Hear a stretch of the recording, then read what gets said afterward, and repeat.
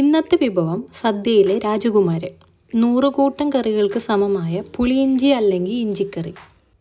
ചൂടുള്ള വെളിച്ചെണ്ണയിൽ കടുക് പൊട്ടിച്ച് വറ്റൽമുളക്, കറിവേപ്പില, കുറച്ച് ഉലുവ ഇട്ട് മൂത്ത് വരുമ്പോൾ അരിഞ്ഞു വെച്ച വെളുത്തുള്ളിയും ചെറിയ ഇഞ്ചി കഷ്ണങ്ങളും ഇട്ട് നന്നായി മൂപ്പിച്ചെടുക്കണം.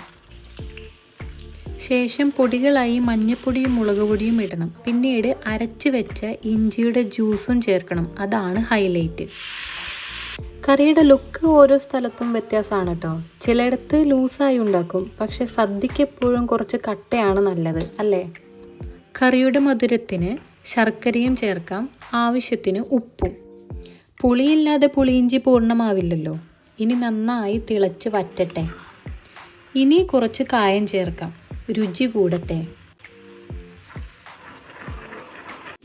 ഒന്നുകൂടെ കുറുകി കഴിഞ്ഞ് കഴിഞ്ഞാൽ തീ ഓഫ് ചെയ്യാം. കാരണം തണുത്ത് കഴിഞ്ഞാൽ കുറച്ചുകൂടെ കട്ടയാവും.